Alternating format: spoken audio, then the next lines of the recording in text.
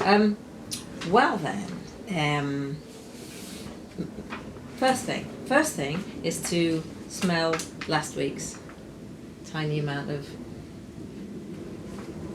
Yeah. Yes, I've got some on my hand. It is true. So what happened was we put it on our hands, and we have now discovered that at first sniff it's very, very magnolia leafy. Mm-hmm. And now, don't know about you, but it's going sweeter, but still not overwhelmingly sweet. No, it's going, now it's really hitting me in the face with coumarin. Oh, okay. So, last time... I'm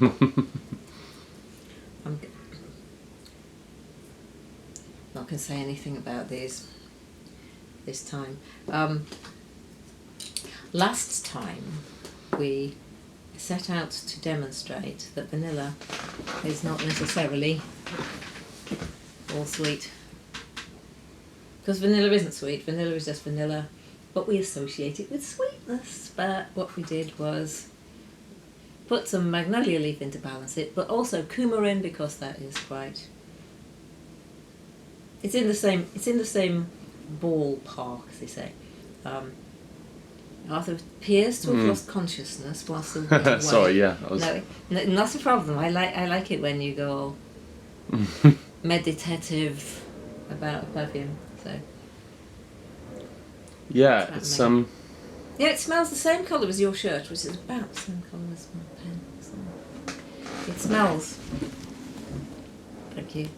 Yeah, it smells light green with a little bit of creaminess. But yeah. I might just have imagined that because I'm picturing magnolia leaves and vanillin. No, I see that. It's very creamy. That's it's the hospital helicopter. It's very nice. It's the magnolia leaf becomes quite medicinal, doesn't it?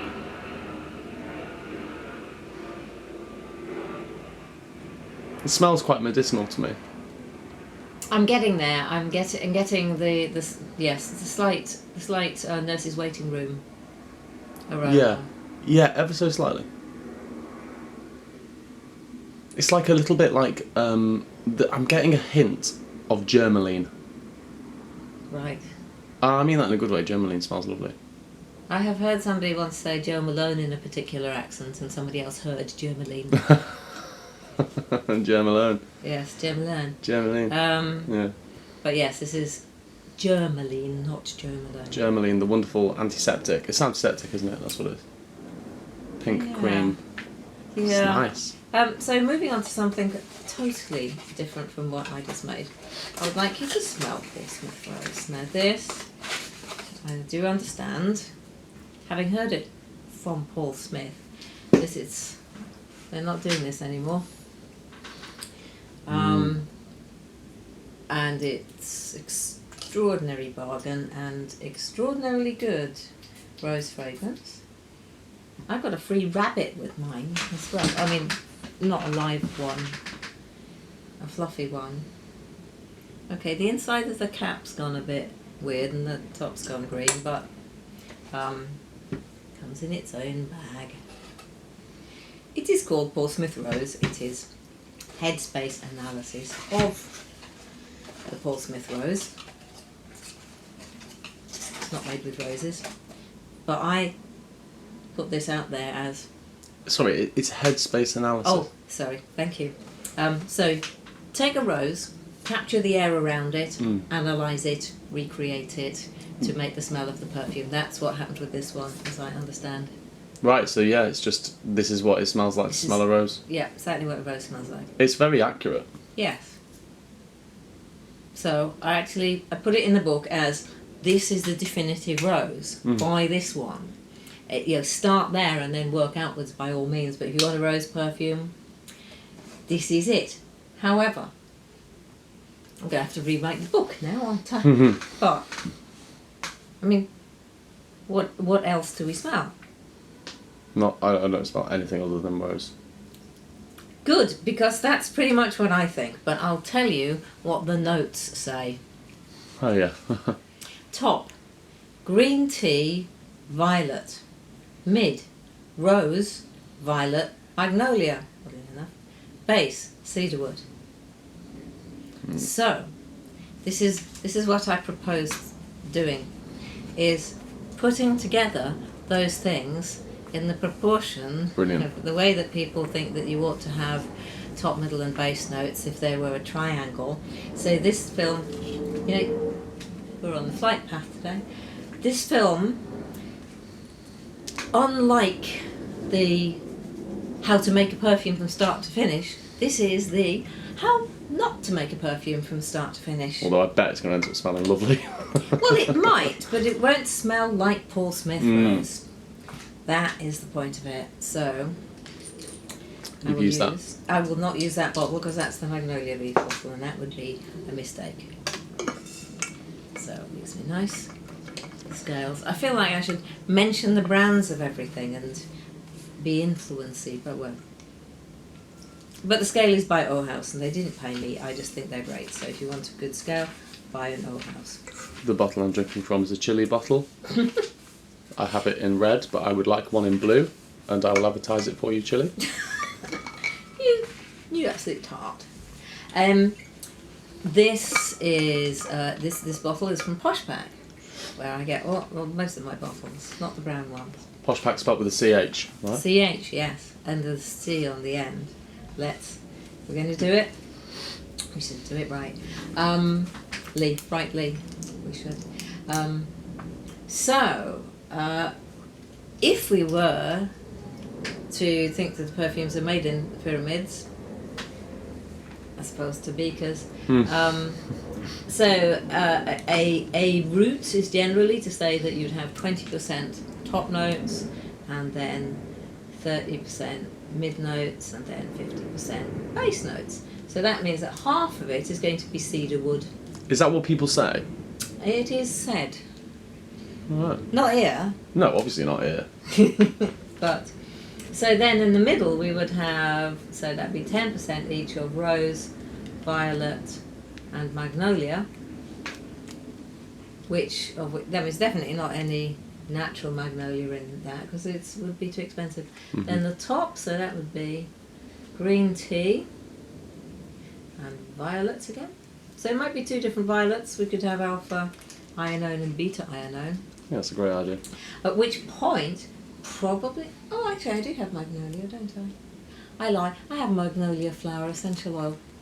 We'll use that. Do you think we should pause while I get all the bottles out? Yeah.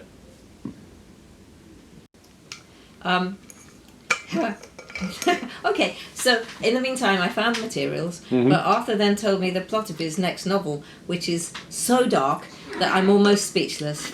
But thanks for that. Okay. Yeah. Let's make a perfume. Right. Okay, let's make a perfume the way that's kind of implied that you might make a perfume. The reason I'm doing this is because so many people come to the studio with a list of notes and say, have you got these and can we make that? Yeah. Thinking it's going to make the perfume, it's not. So what I shall do then is this. Start at the top with green tea. So that's at 10% strength, actually. That green tea at 10% is... That's quite something. So I'm going to scale it down because I know that would ruin it if I did that. And I say green tea, so this one is actually the Givaudan green tea Givco, which smells quite green and figgy. Oh, I should just so you know where we're going with this. Let's smell it.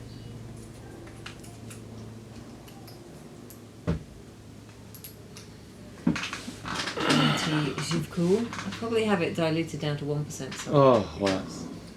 Oh, you like it? I'm getting really, really nice hand wash. I think it's probably in a lot of really nice hand washes. So instead like this is Aesop in your downstairs toilet. This is.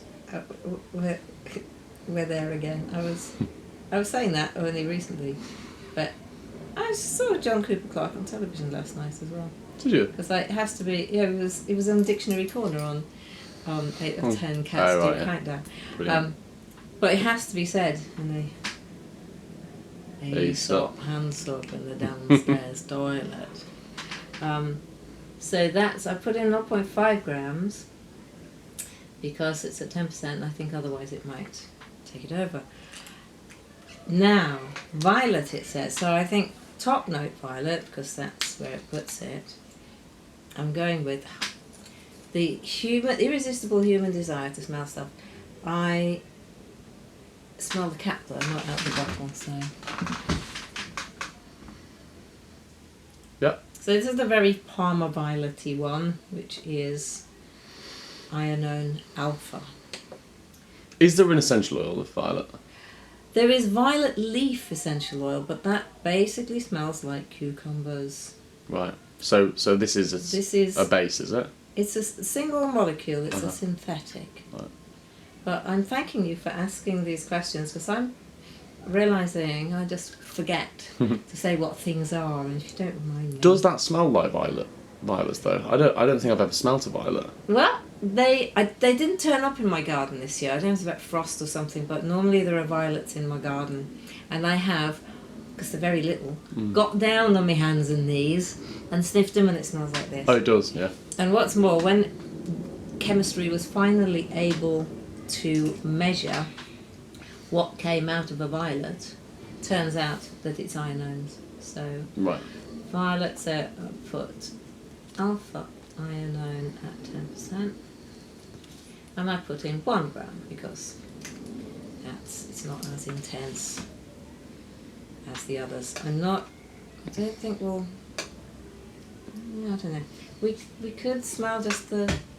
I mean, I'm dashing through this because I'm not really expecting it to turn out as it could. But you can use Just to make a tiny point. amount so it doesn't take mess the proportions up too much. So this is just a green tea and violet gourd.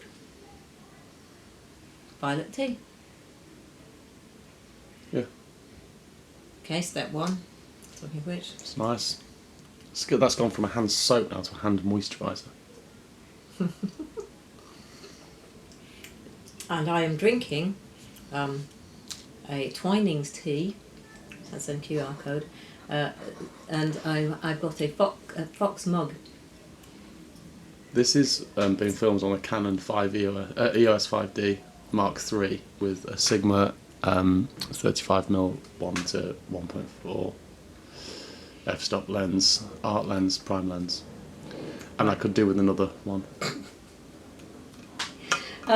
Mid-notes, rose, violet, magnolia. So violet again, this time going for methyl ionone gamma. Okay, methyl ionone gamma is another violet. So this is the violet in the mid. This is the violet in the middle. This is the one used in the famous Sophia Grossman Hug Accord of Hedione, Isoe Super, Galax Light, and this. I don't know if you'd find much of a difference between this violet and the other violets, but I don't know, it seems to be more. Oh yeah, I prefer. Yeah, I like it. It's less like a sweet and more nice. Yeah, that'll do fine. So I'm going to put 1 gram of this in because we're now on to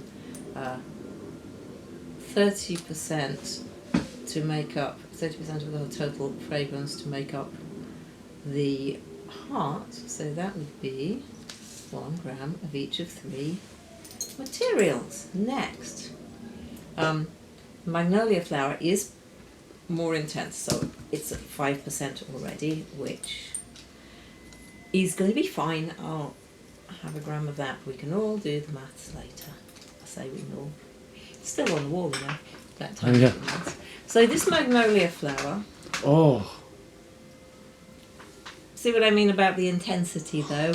It's not like walking past a magnolia bush and just smelling it. This is. It's absolutely incredible. Well, it's the essential oil, so it's like 1,000 times stronger than it ought to be. So I'm going to put in. Wow, that's really nice. Yeah, I'll put in 0.5 grams because the point of this is really to show that you can't just take a notes list and follow it point by point and expect a perfume to fall out of it. So magnolia flower EO at 5% because we write everything down and put the lid back on 1 gram. And yes, the 3 rules for making perfume. Because I'm reading a book, of which more later. Mm-hmm. And the writer says it just really irritates him if people come up to him after he's done something and says, "What are your 3 top tips for being successful at this?" But you know, that's the clickbait, isn't it? It's like, here are 3 ways to make perfume. Mm-hmm. Rosie. So this is the Rose Absolute from Bulgaria, which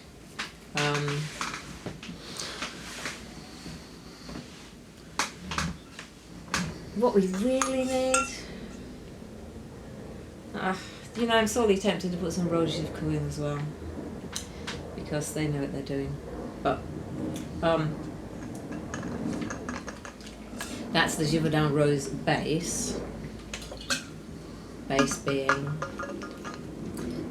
a collection of molecules put together by expert perfumers to make something else. Well, yes, a recognisable accord that has integrity, that stays together during, even if you mix it with something else, it stays. What am I doing? I put in 0.5, I want to put in 1. We have just put in all the mid notes. Great. So, and I've swirled it a bit. But do I put in some Bulgarian rose off as well? Rose essential oil. What you've got now is a Garnier hair gel. It's gone from Aesop to Garnier. Yeah. After I put in actual magnolia flower essential oil and Rose Absolute from Bulgaria, thanks for It that. just shows what good quality ingredients Garnier Yeah, use. exactly. Yes. So, we've actually reached that point at which we should then fill the rest up with cedar. Yeah, I think it's a very good idea. What could possibly go wrong? Well,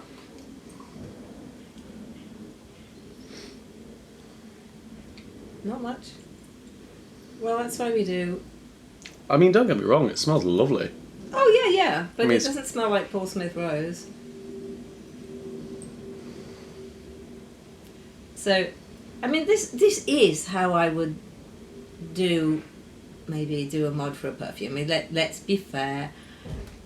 This is not completely not how I'd make a perfume. It's just that I wouldn't expect to take a shortcut by looking at a notes list and think it'll take me exactly to that that place. So I've now put in 5 grams of Virginian cedar at 10%. You know which one the Virginian cedar is? One from Virginia. Actually, it's a Mexican juniper tree, but it's the one that smells of Pencil shavings. Yeah. The other one, the Atlas and Lebanese and Himalayan cedars, they're real cedars and they smell, to me, much more animalic. Why have they called it Virginian cedar if it's not from Virginia? If it's, not from Virginia and it's not I cedar? don't know. Juniperus mexicanus. Should be called Mexican juniper. It's a lovely Yeah, name. you'd have thought, yes. Yeah. I don't know. I don't know how that happened. Maybe Mr. Virginia discovered it and he thought, I don't know what that is, so I can call it cedar. That really was a very bad use of 10 seconds of YouTube, that speculation. Okay. Here we go. Paul Smith Rose. As if from the notes list, yeah. I mean, it's really nice. But you could not get two more different fragrances, really. Oh, well, I could. Yeah, you could. I could have missed the rose out, but okay. I'm going to follow my own rules. Put the lid back on and write the label. It is called Not Paul Smith Rose. No. It smells like a, hair product. It smells like hairspray, actually. It's gone from Garnier gel to a hairspray. It's taken a long route. What's the name of the company who make hairspray? Schwarzkopf. That's one of them, definitely. It smells like Schwarzkopf. Okay. So, green tea, violets, more violets, magnolia, rose, and Virginian cedar. The notes listed in Paul Smith Rose. You put it together in one of the recommended ratios for top to middle to base, which would be 20%, 30%, 50%. Smells like that's very woodsy with a few flowers, which is what it is. I mean, it's nice, you can wear it. But if anybody actually expects the notes list to represent the actual fragrance, then they will be disappointed, I'd say. I don't think that notes list smells like that fragrance. No. Why have they put it on there then? Because I don't know. Here you go. I think genuinely somebody's invented it. And probably what the fragrance is made up of probably has some ionones in. They might have put in a fraction of a smidgen of a green tea material. And a fraction of a smidgen of, I don't know, benzoyl salicylate or something that smells a bit magnolia flowery. But I'd say it's going to be mostly rose materials and musks. But have they just written it on there just because... To have a conversation at shop. Yeah. I think that's what notes lists are for, really. It's what are you supposed to do? Somebody comes up and says, have you got one that's rose? And you go, yeah, we've got Paul Smith rose. And then what do you do? What do you say next?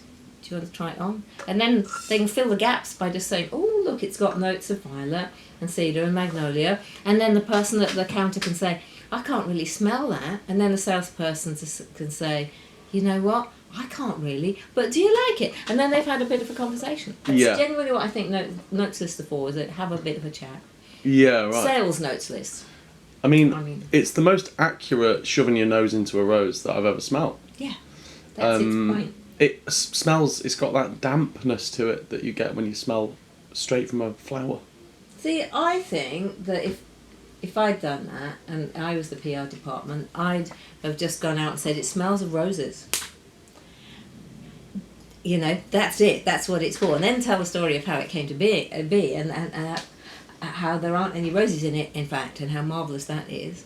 That people can make the most realistic rose smell ever without having to cut any roses down. It's a really, really, really nice box, isn't it? Yeah. And there's a bag in, Yeah, little bag as well. Just that. Yeah. Now, see, what I would add is probably what doesn't go underneath that triangle, top and bottom. Quite often people miss out what about the musks? What about the As we super. Yeah. Hadia, if you feel like it. The other things which make it it's tempting. smoother. It's tempting to do it, isn't it? It is very tempting. There's to no do space in the bottle. No, there's a bit. We put 10 grams in. This one takes about 12 grams. Galaxolide. Well, the ambretolide is within grabbing distance. Well, then we must go for ambretolide then. Do that. Yeah. We'll just say it was fate. Yes. We'll see how much will fit in. We'll see what happens. I should send it to Paul Smith. Say, if I give you this, can I have a pair of socks? got a pair of socks. Have you? Yeah, he sent me a pair of socks and I sent him another perfume. Paul, we're talking about your socks now. Can you send us some socks? They're red with us. That's when he sent me a pair of socks, but also that's when I found, like, 6 weeks later in the envelope, it also said, if you'd like to come and see me, call Kirsty on this number. And I hadn't noticed. But thank goodness I did. Yeah. But no, I already sent him, I made him one of the smell of his office. Yes. Clink. So, I actually managed to fit in 4 grams. Wow. There was that much space. So, Snazzy. Embretolide. And this is the Embretolide HC from ACS, I think it's called. And this is the one made from leftover sugar cane. Oh, great. Yeah. So this will be our last experiment on this one, which will be all of what we just did, and then we added. So that was 10 grams of things on the notes list. You wouldn't normally bung in that much Embretolide by itself because it's pretty expensive and it's quite powerful, but on the other hand, whoa, now all I'm smelling is magnolia flower. Oh, wow, yeah, it's really brought it out. We've turned it into Portsmouth, not Portsmouth magnolia. You know what I think this needs? Coumarin? No. Labdanum? No. No, what does it need? It needs maceration time. I just think it's such a pity you're actually going to be a film star and not my trainee. We spent this much time talking about perfume. You now know so much about, This is it. I've realised that I've had 2 years worth of perfume lessons. I can actually, to some degree, sound like I know what I'm talking about sometimes when I'm talking to strangers about perfume. Well, you know, given that most people know about as much about perfume as they've learnt from Johnny Depp digging a hole in the desert because the industry is so secretive they don't tell you stuff, or they tell you that Portsmouth Rose has these things in it and they don't. So it's not that hard to know more about perfume than 99.9% of the population, but I'm by no means after trying to diminish the level of your learning. Yeah. Is he still on the posters for that, for Sauvage? I think he is. Is he? Yeah, he got a wolf and he set fire to his guitar in another version of it. Oh, right. Yeah. This just seems like a waste to me. I mean, 1, global warming, 2, guitar. Set fire to a guitar. It's just wrong. It's just wrong. But also, why have you... wolves don't live in deserts. No. So that's unfair for a start. That doesn't want to be in the desert. No, it must be in the... It's animal cruelty. Forest. Yeah. However, let's just make it clear that none of that actually really... No, he probably did set fire to the guitar, but I'm sure no wolves were harmed in doing the making of the... No wolves were harmed. No wolves were in it. We don't wish to imply anything bad whatsoever. Yeah. Don't burn guitars. No, don't do that though. Okay, so we've made not Portsmouth Rose. We've made not Portsmouth Magnolia, I'd say. I'll be interested to come back to this next week. Next week we will come back to this. Yeah, because it is already starting to cool down into something that's a bit like, ooh. Cool down? That's not a phrase. See you later.